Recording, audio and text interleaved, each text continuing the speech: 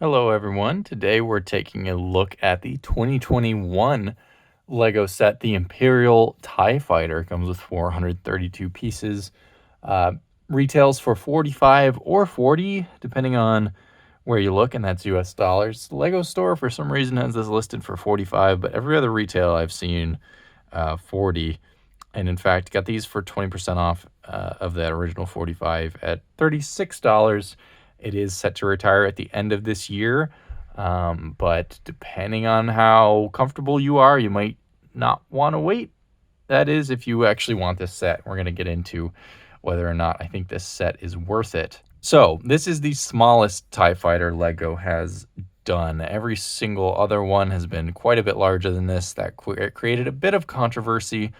Although, just a disclaimer, I never had any of the larger TIE fighters. This is my first ever base TIE fighter. The only other TIE fighter I ever had was Darth Vader's from 2008, and that's not very similar to what we have before us today. So I won't have any sort of prior expectations on what a TIE fighter size should be for Lego. But let's take a look at the minifigures included in this set, and there are three.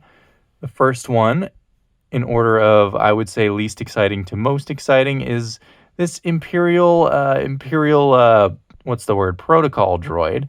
His name is Annihilate, N-I-L-8. A bit of a mouthful there, but pretty cool name for a droid, I would say. He is a pretty good looking droid. I mean, look at the print on the front. We have a continuous print from the torso down to the hip, all the way down to the legs. I always love it when they do that. Got some nice color popping. The helmet is detailed enough, only just a single solid color on there, but rather his head. I suppose it's not a helmet. Definitely not a helmet. The back print, sort of similar to what we see on the front. He's a nice figure. I never really find myself yearning for an Imperial protocol droid, but if you have a Imperial base that you're working on or something like that, you need to have some of these guys walking around. Or, if you're making a Death Star scene, could be handy as a filler character. Next, we have a standard Imperial Stormtrooper. And this is the new version. This helmet, I'm not actually sure when this helmet released, but it is the first time that Lego changed the Stormtrooper helmet mold.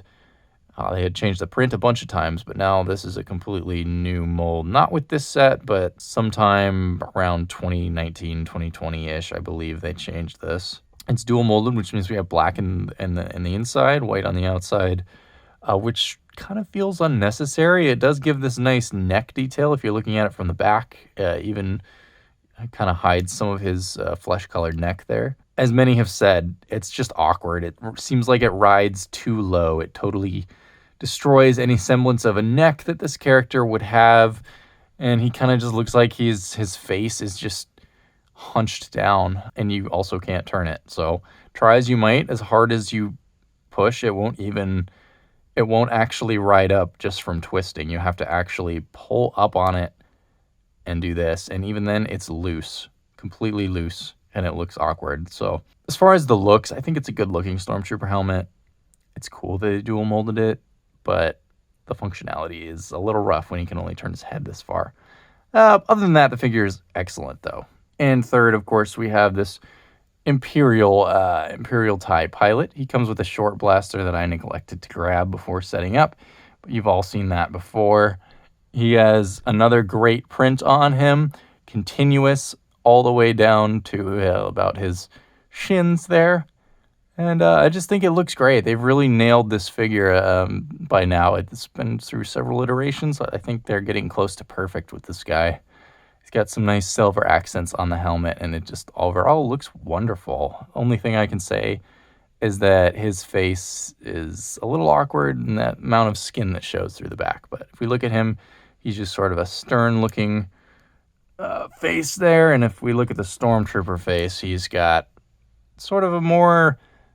maybe straining a bit. I don't know. It's a pretty normal looking face. Okay, let's get the figures out of here and look at the model itself, the TIE Fighter. And it's not all too imposing. And I mean, it seems like a $40 build. That's all I gotta say. I mean, I don't have a frame of reference for a larger TIE fighter, but I don't think they're huge vehicles in universe, so I can't really complain about the size of this thing for the price. But let's get on to where this really shines, which is the details that they packed into this thing and just the really wonderful design. Starting with the cockpit, it seems like it's pretty well rounded out. They use a lot of different angles to create that effect. It's still not quite ball-shaped. They haven't gotten there yet with TIE fighters, but I imagine 10, 20 years down the line, they'll have totally perfected this thing, if not sooner.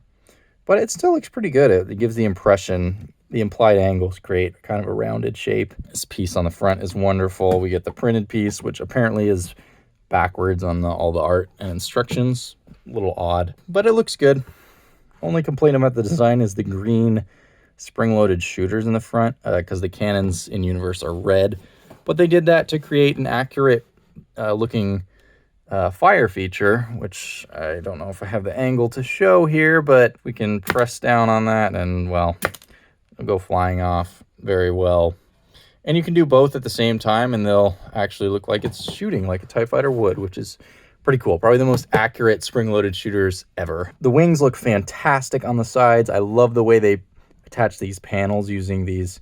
You can't really see it, but they have a couple of black round plates there that are rotated a bit to give the exact distance they needed for this tile. Nice little bit of detailing. The wing is going to be the same on the other side. The one thing I hate, and everyone else hates, the elephant in the room, this dark gray piece right here. It just sticks out like a sore thumb. I wish they had found a workaround. I don't know. Maybe they exhausted, every possible avenue to make that better. But as it is, it's just not great. We can open up the cockpit in two places, in the front and on the top. Very easy. They slide very smoothly, and we have enough room for just our pilot, which is all we need, really. I think in Star Wars Rebels, they have some scenes with two people in a TIE fighter cockpit, and this is a small TIE fighter, so one guy it is, and that's all you need.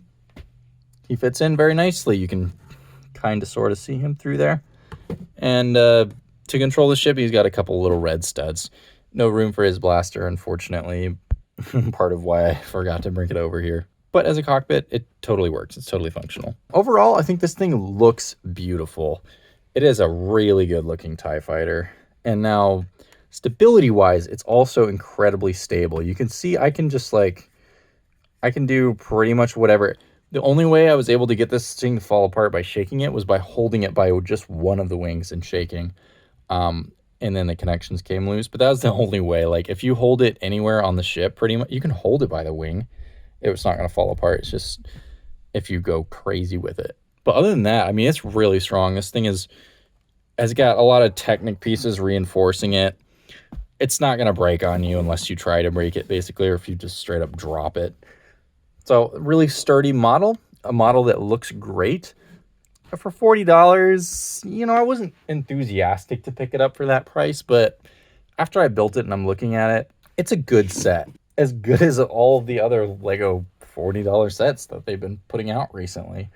I see no reason why to pass on this one unless you already have a bunch of TIE fighters. If you don't have a TIE fighter and you want one, this is a good one, and I would recommend getting it before it finally retires in the next 6 months-ish. So that's all for today. I'll see you guys in the next video.